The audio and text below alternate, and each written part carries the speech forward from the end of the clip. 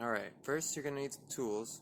You're going to need a bike pump and some tire levers and a 15mm wrench. Make sure it's metric and not standard, and also your mitts. That should be all the tools you need for this tire change. First we're going to start off by removing the little ring that goes around that. It just keeps the valve from being pushed in. You take that off and loosen the valve so the air can go in and out. Now we're going to go ahead and take off this rear wheel.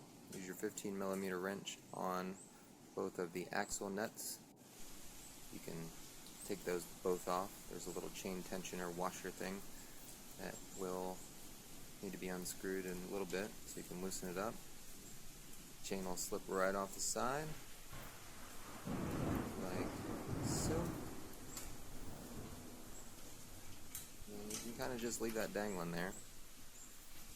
I need to get it all twisted up.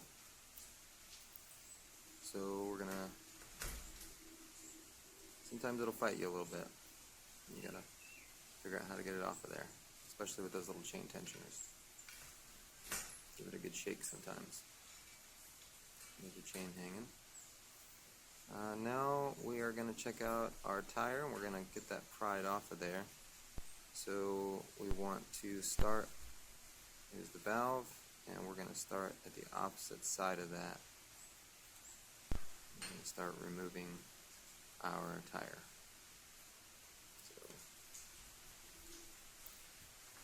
2 tire levers. I like the metal ones. They tend to be a little bit easier and stronger to work with.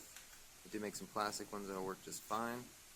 So you're going to insert it under the lip of the tire, the bead of the tire, pry it all the way down, and then you can hook that little hook onto your spoke so it'll stay there. You take your second one, go a little bit further down, and just kind of make your way around the tire, doing the same thing, prying it off in little sections until you're able to just stick the tire lever under there and push it down the rim and take the whole bead off. The metal ones are a little bit easier to slip down the rim like that. The plastic ones tend to be a little bit tighter. So we can remove that one. You can use your hands sometimes, not always. And we're going to take it and just start pulling the tire off of the rim. There we go. So now we're going to check out your rim strip situation here. Looks like you got a rubber one, and it's pretty thin and soft. It's going to push real deep into those holes. There's a lot of pressure on your tube pushing against that. So we're going to use a stronger one and wrap it over there. Line up the hole, the valve. Take your strip and go all the way around. And just make sure it's seated all the way into the center of the rim, and your hole lines up. If the hole doesn't line up, you're going to have trouble getting that valve through there. Now we're going to take our tube that is empty of all air. You've got to remember to remove or unscrew the little valve screw.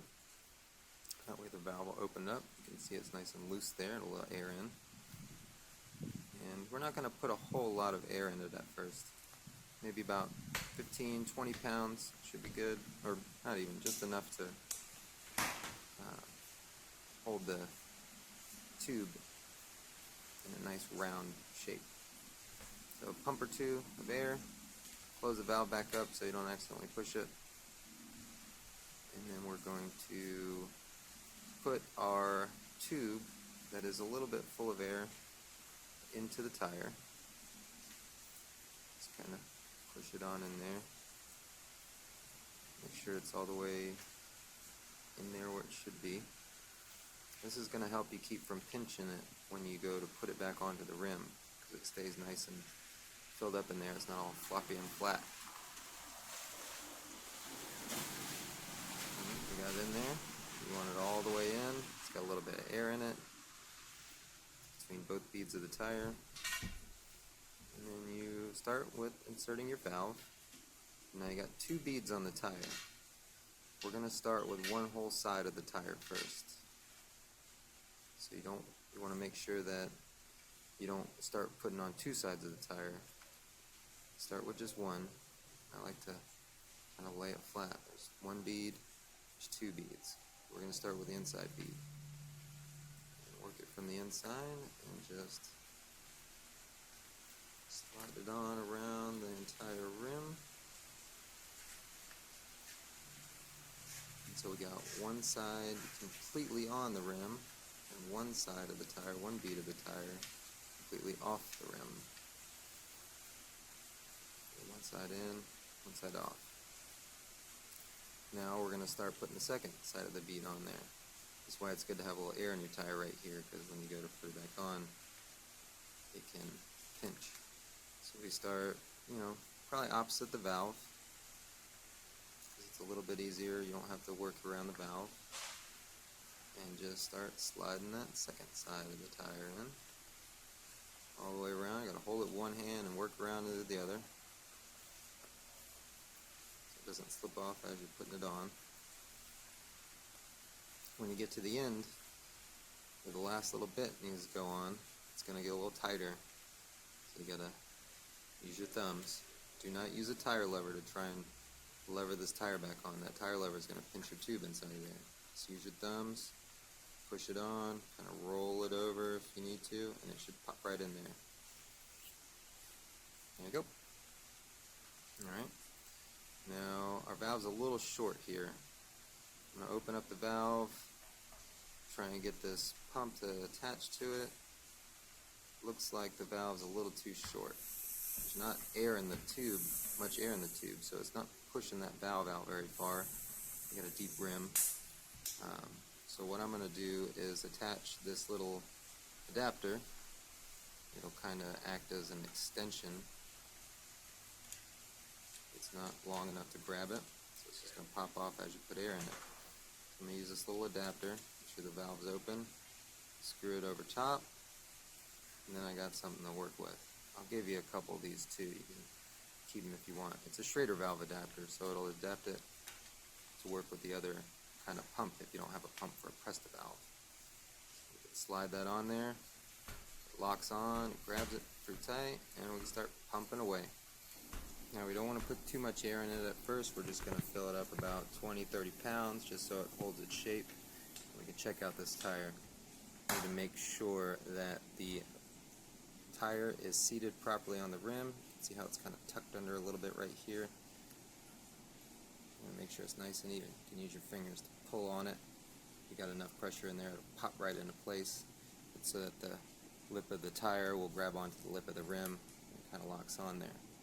You just want to make sure that it's even all the way around the tire. You can see it has some low spots and high spots. So just kind of use your fingers, pull it. There's a little line on the side of the tire that'll show you where it's supposed to be if it's seated properly. You kind of go all the way around, look on both sides of the tire, and make sure it's nice and even all the way around. If it's not, take your thumbs, give it a little push, little roll, push it over, and you should hear it kind of pop into place. You should see it all kind of even out all the way around. Make sure it's nice and good. If you don't get it on there properly, when you go to air it up completely, it might just pop off the rim. We're going to check both sides. New tires going on your bike, you're going to have to definitely do this every time. If you're putting the same old tire back on there, it might be alright. It's going to kind of find its way back into its spot a lot more easily if the tire was already on that rim before. So we got it seated on there properly. We're going to go ahead and air this bad boy all the way up. Road tires take a lot of pressure, so you are going to go pretty high. It's going to feel tight around 80, but we're going to keep going up to about 100. If you don't have a pump that'll do this much pressure, then you definitely need to get a different pump, because these road bike tires don't have much cushion. If you have a soft tire and you hit a bump, you could pinch it, cause it flat, and you'll have to do all of this all over again. So we got that. We can take our little adapter off. You can see the pressure in the tires push the valve out a little bit more. So next time you go to air it up, you probably got a little bit more to grab there. Make sure we tighten that little screw back down. That's going to close the valve so no air can leak out. You can tap it and you'll notice that no air. There's a little ring that you can screw on there. That'll keep the valve in place so that it won't push in and you're good to go. Putting it back on is pretty easy. Slide it into the dropout. Wrap your chain around the freewheel gear cluster. Sometimes single speed, sometimes multi-speed. Don't let it beat you. Once you get the chain wrapped around completely, you're going to put your washer. This is a little chain tensioner washer. There's a little flap there that stick on there, and then screw your axle nuts back on. Make sure you use a washer underneath this nut. It's never going to get tight enough unless you do, and it'll eat away at the metal on your frame. And that slides in there. That little screw on the end we're going to screw back down later and tighten it. Now if you have trouble with your brakes, sometimes the brake pads are pretty close together, there's a little lever on the side of your brakes. You can flip it open and it'll give you a little bit more room. See how it kind of just opens up just a little bit? That's so you can easily take the tire in and out from between those brake pads. When you put it back on, you want to make sure your tire is nice and straight.